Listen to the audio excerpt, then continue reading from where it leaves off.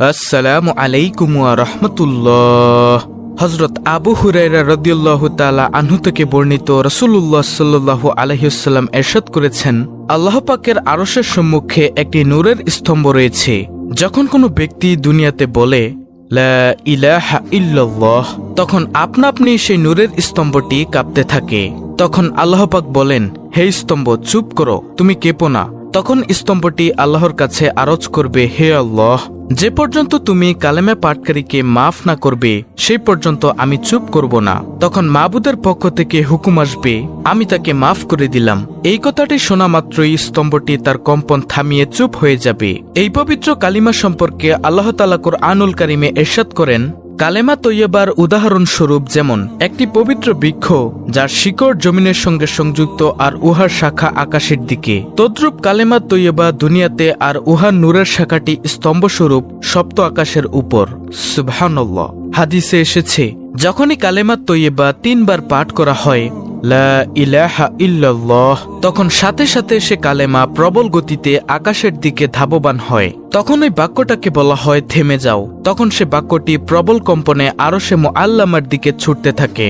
আল্লাহ পাক রব্বুল আলামিনের কাছে আরজ করে, হে আল্লাহ, আপনি সে ব্যক্তিকে ক্ষমা করে দিন যে একবার আমার নাম নিয়েছে। তখন আল্লাহ পাক বলেন যে যখনই লা ইলাহা ইল্লাল্লাহ পাঠ করবে, আমি আল্লাহ তার জন্য সাক্ষী হয়ে যাব, আমি তাকে ক্ষমা করে দিব।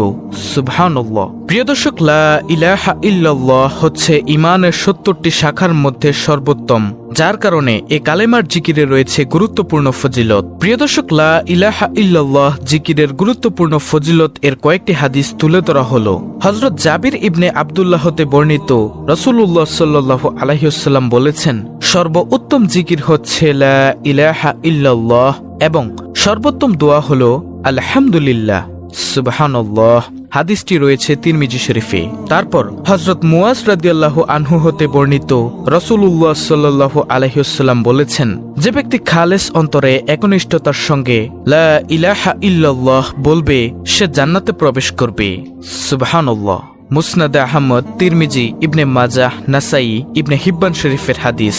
তারপর অন্য হাদিসে হযরত ইতবান বিন মালিক রাদিয়াল্লাহু আনহু হতে বর্ণিত, রাসূলুল্লাহ সাল্লাল্লাহু আলাইহি ওয়াসাল্লাম বলেছেন, যে ব্যক্তি একমাত্র আল্লাহকে সন্তুষ্ট করার জন্য লা ইলাহা ইল্লাল্লাহ বলবে, কিয়ামতের দিন সে এমন ভাবে উপস্থিত হবে যে তার উপর জাহান্নাম হারাম হয়ে গেছে।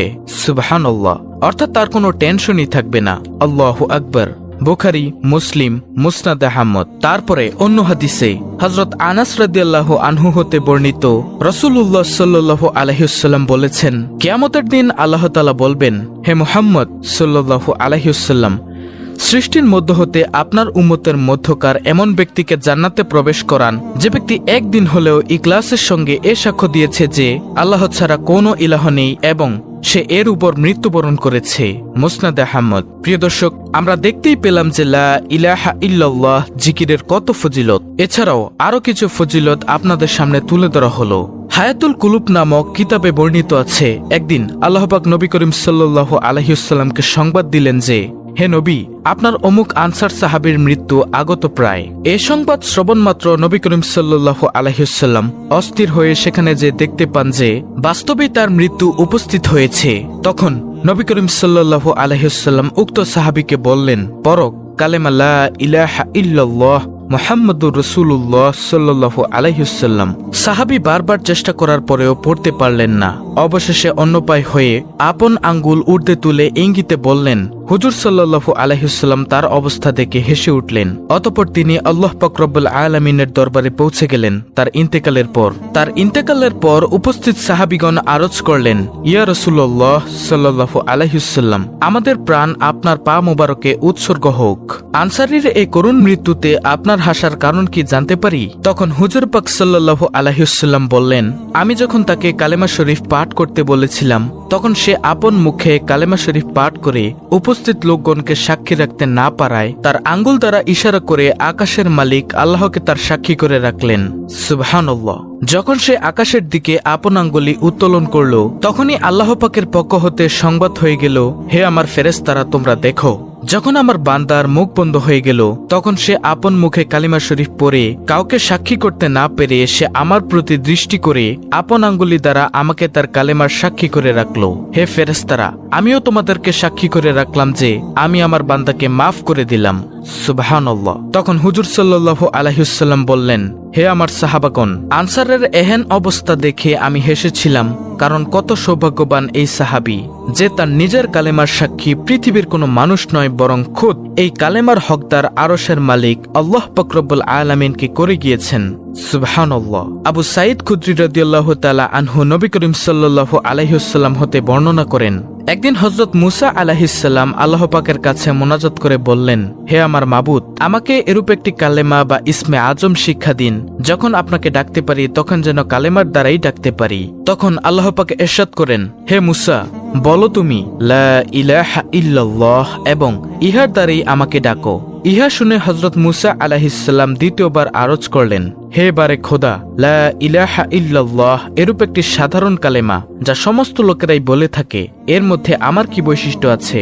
হে খোদা, আমি তো এমন একটি কালেমা চাইতেছি যা আমি ব্যতীত অন্য কেহ না জানে। তখন মাবুদের পক্ষ হতে জবাব আসলো, হে মুসা, তুমি এ কালেমাকে সাধারণ মনে করো না। তুমি এ কালেমাকে সাধারণ মনে করে এর ইজ্জত করলে না।